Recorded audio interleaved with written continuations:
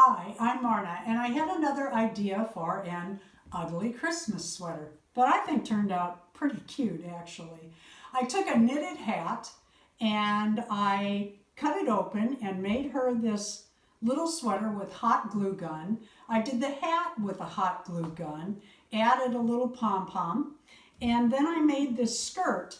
And it took about an hour for the top and the skirt. And the skirt is just a piece of fabric, a little bit of ribbon, and enough elastic to go around her waist.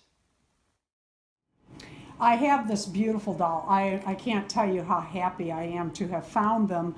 I actually got her in a lot of 3 on eBay, and they're so lovely, and they need cleanup, but they are not loose. Well, that of course flipped when I said that. That's a little loose, but nothing I can't live with. I'm going to strip her down, comb out her hair, give her a wash up, wash her clothes, and then we're going to make her a Christmas skirt with elastic. I have 3 dolls lined up for getting their hair washed. This one's getting it just because it's new and it's just not, I don't know, I'm going to try something. I am leaving the flower headband in. I get a kick out of this because ever so many generations we come back with the flower headband, and I happen to love them. Of course, you know, my days were in the 70s when that was very stylish to have that. Anyway, it is sewn on, and I'm going to leave it and see if I can't clean her up around it carefully. But you'll see these girls in separate videos coming up. Turn the light on so you can see better. I have my wash rag and my toothbrush that I use on noses, mouths, fingers, toes, anywhere that has areas that you can't get into well. And I use either the shampoo from their hair, if it'll come out, or the dish detergent. But what I really, really like is this. There's not much left in there. Salve natural shea butter and pure coconut oil cream rinse. I love this stuff. Smells so good. But I dip it out with a spoon each time, and I do use a lot. It's really good stuff, and it works really well on this doll here. It takes the dryness out of it. I should use it on my own. And I put this on. I work it all around all the hair, all the way up to the scalp, and I let it sit. And each time I dip in, like for this doll, and when I get her another little bit, I use a clean spoon. I don't want the enzymes on my hand or the dirt out of her hair getting in there. I also have in my sink, well, a saddle I'm washing, the clothes off this doll, and the hairbrush that I brush their dirty hair out, and I'll wash those all out by hand when I get the dolls out. Okay, she has sat an hour and a half. I have warm water going, doesn't really matter. I've seen people argue with these wigs for 20 minutes trying to get them off. Washing their hair is certainly not going to do it. I don't even worry about that. I do not worry about the eyes because I put them upside down and make sure that gets all scooped out. And I got to rinse that out. I'm adding shampoo, trying to add shampoo. And then I'll use this on fingers, toes. I'll use the wash rag on everything. I will wash the fabric, and I mean wash it. I will scrub it down with the wash rag and then rinse it real good, and then I will spray that with cologne after, because if you have a nasty place for, that's about the nastiest place on these dolls, even more so than the hair. I don't understand it when people restore these dolls and don't clean up that fluff inside. That needs to be sanitized. Okay, for her hair, we're just going to comb it out. looks like somebody might have trimmed this a little bit. Start at the bottom. I love this stainless steel dog grooming comb. It is fantastic. It's about all I use on my dolls anymore. The plastic ones are just not made right anymore, and they just break and they get so dirty, and this is so easy to clean. I do have a couple little knots in there. Okay, we're gonna just comb out her hair, pushing it back. Now this is what I do.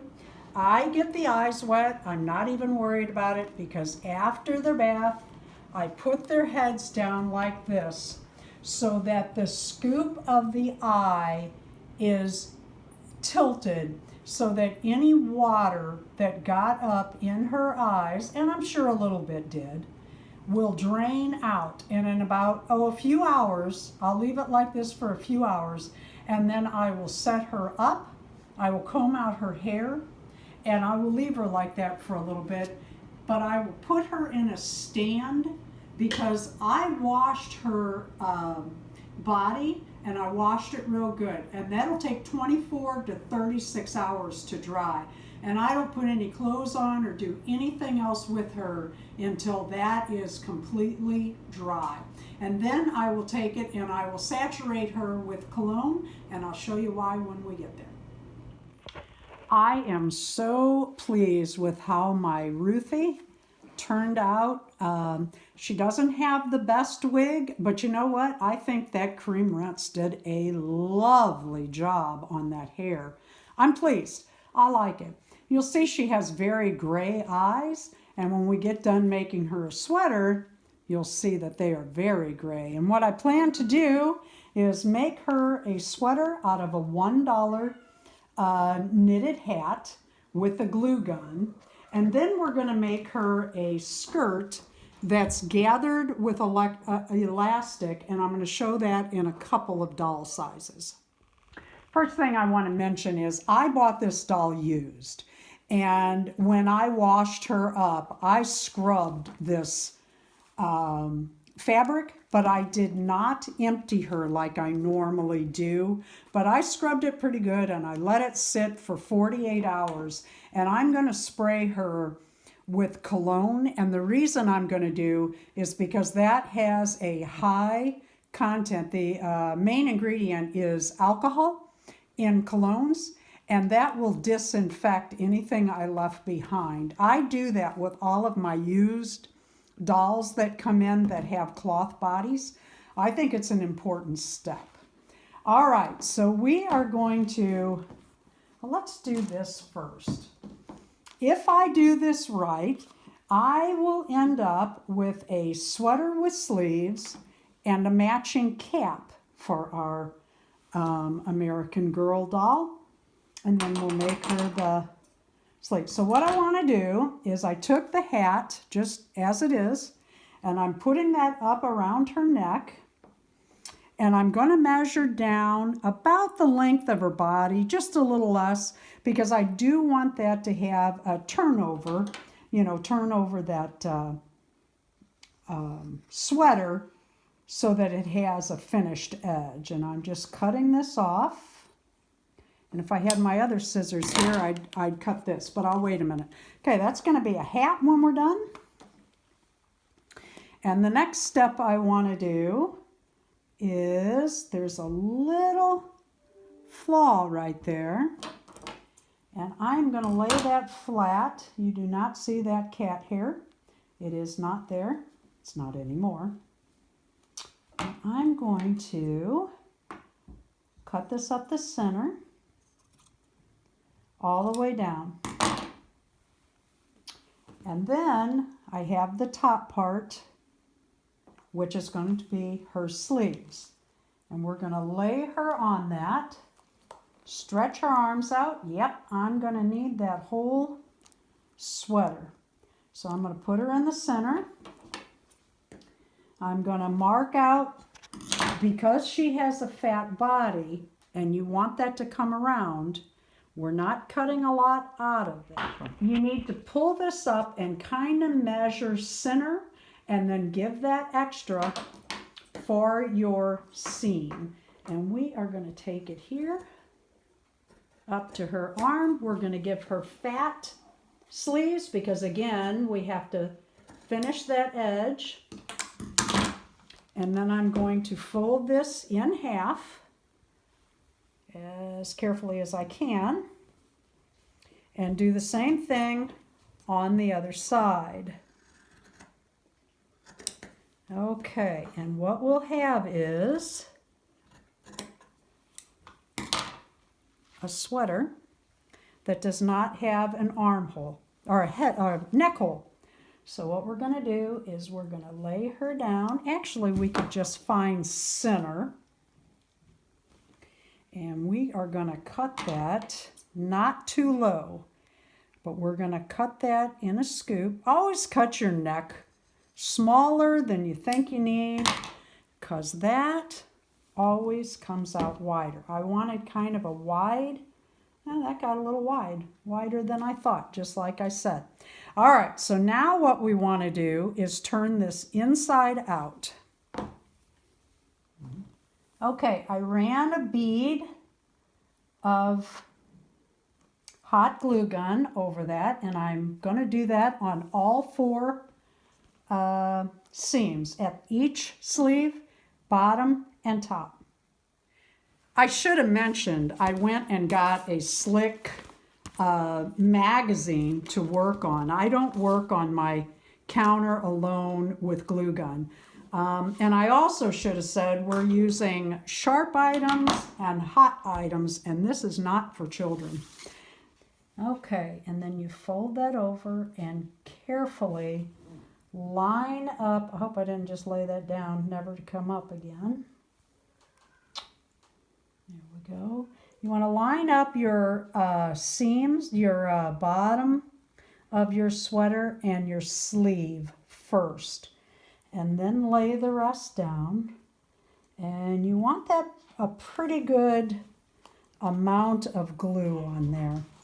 Now the second side is harder because the first side is laying down, and my dog and cat are playing in the background.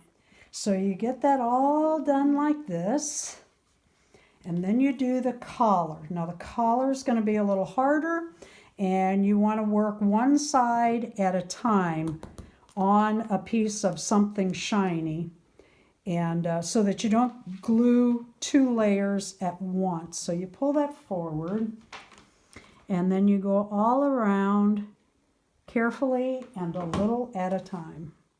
You need to turn this inside out, and with sweater it's not that easy, it's not that hard, but you want to be careful because you have hot glued this, not stitched it, and you don't want to stretch it too badly. Now you do want to work that down so that the hands of the doll will come through, and just turn the whole thing inside right. And at that point we're going to stop and do a little something else before we put it on the doll. I have this piece of cardboard that I'm going to cut, and what I'm doing is I'm putting this up inside my sweater. Hopefully I can find center. Well, it doesn't always work out, but let's try it. All right, what we're going to do, and the reason I put that in there, is I went and found some whimsical buttons, and we are just going to hot glue these on the front of the sweater. I bought these little Santa hat findings, like it's just a little hat. You could actually make it fit a tiny doll, which would be so cute. But what I'm going to do is we're going to continue the ugly sweater theme. This is still under the ugly sweater theme, and we're just going to put that right there, whimsical. And we're going to take the little hat. Now, it looks like we could get 2 hats, but you can't because of these stitches, and that's not a problem. Turn it inside out and put an edge all the way around, and make sure you get both layers. And I'm going to do that a little thicker because I think that'll come through for that second layer. And if not, that's okay. We'll just go back over it. And we'll do that all the way around. Okay, a couple things happen. I got the hat together. And while it's drying, it's still a little warm. Let's do our pom-pom for the top. Okay, I'm using blue yarn because I'm going to make a blue skirt to go with this. And I want it about this. That'll be the length of your yarn after you cut it on the pom-pom. And I'm not making a great big pom-pom, but the first thing you do is cut a piece of yarn for your tie off, and then hold it up top. Take your first piece, and that would be towards the bottom. You will tie here, cut this in. Hold it sideways so that your yarn tab stays down, and just wrap this as big as you want it. When you get it as fat as you want it, you cut it at the cutting edge. You knot your tie as tight as you can. If I had another finger on there, it would really help. All right, God sent me a hand from the sky who can't hold it very well. Well, I can't push down on a cardboard. And he has a camera in the other hand. So I'm coming up underneath his finger and I am doing that. And then we slide this off the card carefully. Put your scissors in where the card was and cut. There's your pom-pom for the top of the hat. It got kind of long. We're just going to keep going and acting like it's the right size for this.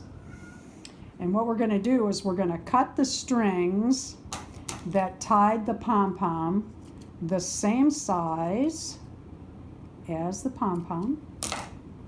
We are going to take our glue right in the center at the top. Put that down. You can put as big or small as you want. And then your knot size side down. Add that to the top of the hat. Let that dry a second. And then give it a shake. Yeah, it needs to be a little bigger and a little shorter, but we're going to pretend like that is just perfect. So here she is. She has her little sweater and hat ready to go. Now she needs a skirt. I keep a notebook, I've told you before, on each of my dolls.